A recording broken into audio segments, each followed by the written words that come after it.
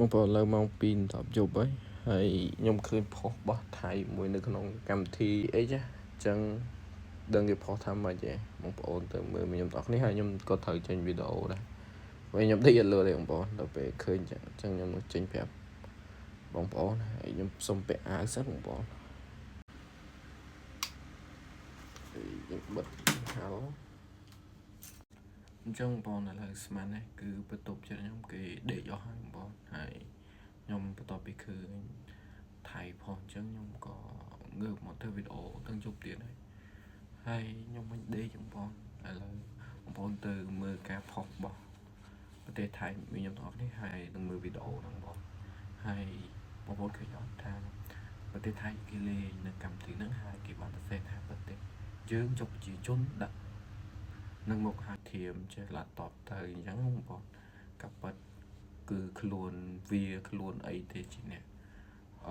មកឈ្លានពានទឹកដីយើងហើយខ្ញុំនៅតែនិយាយតែឲ្យបងប្អូនទៅលេងនៅកម្មវិធីនឹងមួយទៀតទៅដើម្បី support បន្ទាប់ពី Facebook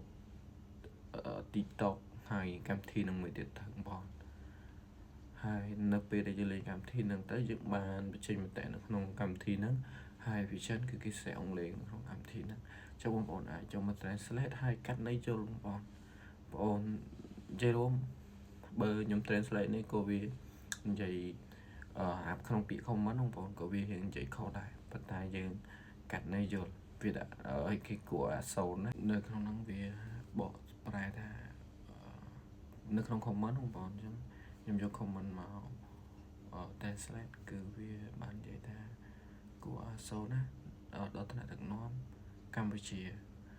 អញ្ចឹងកន្លែងហ្នឹងគឺវាបកខុសហើយបងប្អូនចេះវាមានន័យថាគួរឲ្យស្អប់អីចឹងបងគួរឲ្យស្អប់ណាស់ដល់ថ្នាក់ដឹកនាំកម្ពុជាហើយបន្តឃ្លៀបន្ទាប់គឺវាថានៅពេលដែលថៃហ្នឹងវាបកមកវិញមកវាបកនៅលើលំនៅឋានរបៀបថាចោតថៃអញ្ចឹងណាឃ្លៀហ្នឹងគឺនិយាយឃ្លៀបន្ទាប់មកអញ្ចឹងយើងអាចកាត់ន័យយល់ខាងលើថា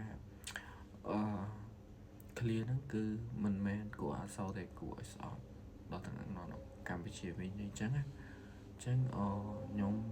មិនសូវហ៊ាននិយាយលើទេបងប្អូនដោយសារតមកពីតទៅគេដេកបងប្អូនហើយបើគាត់ឡើងគេធ្វើការអញ្ចឹងខ្ញុំក៏ធ្វើការដែរបងប្អូនអញ្ចឹងខ្ញុំចែកម្លែកបានតែប៉ុណ្្នឹងទេហើយបងប្អូនខ្ញុំនៅនិយាយដែរសូមបងប្អូនទៅលេងនៅកម្មវិធី X ដើម្បីរបៀបថាចម្រងជំនះមតិយោបល់ជាមួយប្រទេសសៀមឲ្យពិភពលោកដឹងថាខ្មែរជាអ្នក